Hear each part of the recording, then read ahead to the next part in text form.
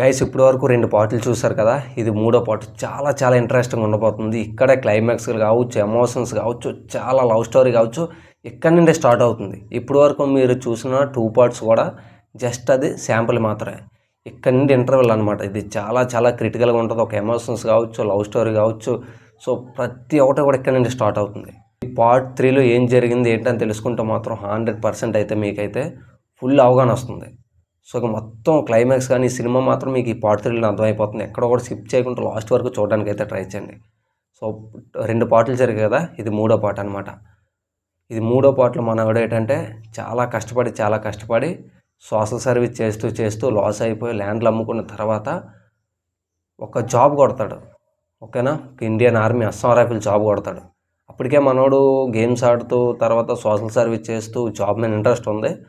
But ఎలాగైనా job కొట్టాలని job కొడతాడు. అస్సాం రైఫిల్స్లో జాబ్ కొడతాడు. బట్ ఆ జాబ్ని కూడా వదిలేసుకుంటాడు. తన డ్రీమ్ ఏంటంటే జాబ్ కొట్టాలి. జాబ్ కొట్టిస్తాడు, వదిలేస్తాడు. ఎందుకంటే సాటిస్ఫాక్షన్ లేదు అక్కడ సాటిస్ఫాక్షన్ లేదు. ఎందుకంటే జాబ్లో చాలామంది ఉంటారు, కొన్ని వేల మంది ఉంటారు. బట్ తన అలా కాదు. ఎక్కడెక్కడో చాలామంది చాలా అనాథలు ఉన్నారు, చాలామందికి యాక్సిడెంట్లు అవుతాయి, చాలామంది చాలా బాధలు ఉంటారు. వాళ్ళందరికీ సహాయపడాలి, తన వంతు హెల్ప్ చేయాలి, ఏదో డ్రీమ్ ఉంది, పెద్దదే ఉంది. సో అలా అని చెప్పేసి ఆ జాబ్ని కూడా రిజైన్ చేసి వచ్చేస్తాడనమాట. మళ్ళీ అక్కడ అస్సాం నుండి డైరెక్టర్గా ఇంటికి వచ్చేస్తాడు. ఇంటికి వచ్చేసి వాళ్ళ అమ్మాలకి ఏం చెప్తాడంటే, అమ్మ నాకు రావాల్సిన జాబు వేరే వాళ్ళకి వెళ్ళిపోయిందని అయితే చెప్పడం జరుగుతుంది. చెప్పిన తర్వాత ఓకే, మళ్ళీ నార్మల్గా స్టార్ట్ అయిపోద్ది. తనకు వచ్చిన రాయల్ ఆపర్చునిటీ వదిలేసుకుంటాడు, జాబ్ని వదిలేసుకుంటాడు. ఓకేనా, జాబ్లో ఉంటే మంచి లైఫ్ సెట్ అవునేమో, బట్ జాబ్ని వదిలేసుకొని మళ్ళీ యథావిధిగా నార్మల్ స్థాయికి వచ్చేస్తాడు. మనోడు ముందు మిడిల్ క్లాస్ ఫ్యామిలీ, మన కోట్లు ఆస్తున్నా బాగున్నా ఇంకా చాలామందికి హెల్ప్ చేస్తున్నాం. అయినా సరే హెల్ప్ చేయాలన్న ఆలోచన బలంగా ఉంది. ఎప్పటికైనా యూట్యూబ్లో, అంటే యూట్యూబ్ అని కాదు, సోషల్ మీడియాలో బాగా పేరు సంపాదించాలి. ఎందుకంటే తనని ఇన్స్పైరింగ్గా తీసుకొని చాలామంది ఇంకా మంచి పనులు చేయాలని చెప్పేసి తన పట్టుదలతో చాలా విధాలుగా ట్రై చేస్తాడు.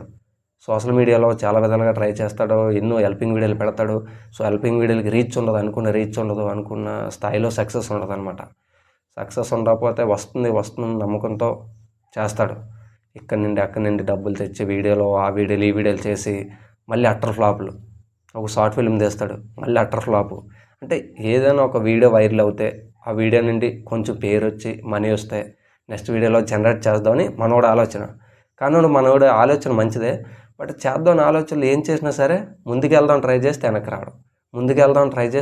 రావడం. ఓకేనా, ఇది చాలా బాధాకర విషయం. ఇంక ఇంట్లో మొత్తం స్ట్రగుల్స్. బాబు ఉన్నకాడ ఆస్తి మొత్తం పోయింది. మనం ఇంక ఎలాంటి పరిస్థితుల్లో ఉన్నాం అంటే, ఇంట్లో నువ్వు ఎవరికో హెల్ప్ చేద్దాం అంటున్నావు, బట్ మనకి హెల్ప్ చేయడానికి ఎవరు లేరు అనుకునే స్థాయికి వెళ్ళిపోయారు. వాళ్ళ అమ్మకి బాగోదు, ఎప్పుడు పడితే అప్పుడు బాగోట్లేదు, చేతులు డబ్బులు ఉండవు. కానీ మనోడు పక్క వాళ్ళకి హెల్ప్ చేసేయాలి అనే ఆలోచన. ఎప్పటికైనా పెద్ద స్టార్ అయిపోవాలి, ఇంకా చాలామందిని మంచిగా హెల్ప్ చేయాలని మనో డ్రీమ్. ఎందుకంటే పుట్టడం అందరిలా పుట్టడం కాదు, ప్రతి ఒక్కరం పుడతాం. బట్ ఏంటంటే మన పుట్టికి ఒక అర్థం ఉండాలి, మన లైఫ్కి ఒక పర్పస్ ఉండాలని బలంగా డిసైడ్ అయ్యాడు. ఎన్నైనా సరే, ఊర్లో ఎంతమంది ఎన్నైనా సరే మనోడు మైండ్లో ఒకటి ఉండిపోయింది, ఎలా అయినా సరే స్ప్రెడ్ ది పాజిటివిటీ. సో మన మంచిని చాలామందికి పెంచాలని చెప్పేసి డిసైడ్ అయ్యి వారు స్టార్ట్ చేస్తాడు. యూట్యూబ్లో ఇంకా చేస్తాడు. ఎప్పుడు ఎన్ని వీడియోలు చేసినా కిందకే అయినా చేస్తూ ఉంటాడు. సో ఆ సిచ్యువేషన్లో మనోడికి లవ్ ట్రాక్ ఎక్కుతాడనమాట. సో ఆ సిచ్యువేషన్ ఎక్కడి వరకు జరిగింది, ఇప్పటికే మైనస్లో ఉన్నాడు. సో మైనస్లో ఉన్నా సరే తన లవ్ ట్రాక్ కరెక్ట్ ఎక్కుతాడనమాట. ఇప్పుడు నార్మల్గా తన జిమ్ కోసం లేదా స్పోర్ట్స్ ఆడడానికి డ్రెస్ తీసుకోవడానికి ఒక షాప్కి వెళ్తాడనమాట. షాప్కి వెళ్తే అక్కడ ఒక అమ్మాయిని చూడగానే ఫస్ట్ ఇంప్రెషన్ తను నచ్చగానే తనతో మాట్లాడతాడు. మీరంటే నాకు ఇష్టం అని మాట్లాడితే వాళ్ళిద్దరికీ ఇంకా లవ్ కనెక్ట్ అవుద్ది. ఇంకా వాళ్ళిద్దరూ చాలా గాఢంగా లవ్లో ఉంటారు. సో లవ్లో ఉండి అక్కడికి ఒక 10 minutes 20 minutes మనకి వీడియో సినిమాలో కవర్ అవుతుంది.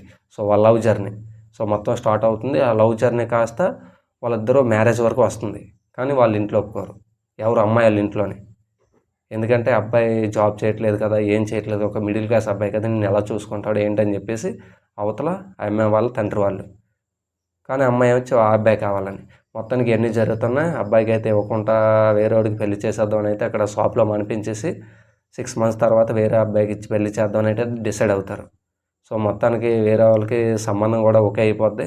ఒకే అయిపోయి ఫ్యామిలీ మెంబర్స్ అందరూ ఈమె ఎంత అబ్బాయి కావాలని ట్రై చేసినా సరే ఇంట్లో వాళ్ళు ఒప్పుకోరు. ఎందుకంటే వాళ్ళ ఇంట్లో వీళ్ళు వాళ్ళు అబ్బాయి వేస్ట్, నీకు అలాంటోడు ఇలాంటోడు నీ ఇష్టం వచ్చినట్టు చెప్పేసి డిమోటివేట్ చేసి నీకు ఇలాగలగని చెప్పేసి ట్రాక్ మార్చుతారు. అయినా సరే అమ్మాయి గట్టిగా ఇద్దరు లవ్ చేసుకున్నారు కాబట్టి ఆ అమ్మాయి ఎన్ని చెప్పినా విందు. కానీ మొత్తానికి నేను చనిపోతాను వాళ్ళ నాన్న బెదిరించి అమ్మాయికి బలవంతంగా మ్యారేజ్ ఫిక్స్ చేస్తారు. సో ఫిక్స్ చేసినప్పటికీ కూడా అప్పటికి కూడా తనతో మాట్లాడుతుంటుంది.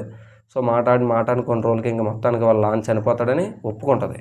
ఒప్పుకున్న తర్వాత ఆమెకి సాటిస్ఫాక్షన్ ఉండదు. ఎందుకంటే ఇష్టం వాళ్ళని పెళ్లి చేస్తున్న సాటిస్ఫాక్షన్ ఉండదు. సో తర్వాత వాడితో లేచిపోవడం జరుగుతుంది అమ్మాయి. ఓకేనా. సో లేచిపోయిన తర్వాత అక్కడ నుండి మనకి పార్ట్ 4 ఉంటుంది. చాలా చాలా ఇంట్రెస్టింగ్ ఉంటుంది. పార్ట్ 4 ఎక్కడ కూడా మిస్ అవ్వకండి. వీడియోని లాస్ట్ వరకు చూడడానికి ట్రై చేయండి. పార్ట్ 4 ఎంతమందికి కావాలో కింద కామెంట్ చేయండి.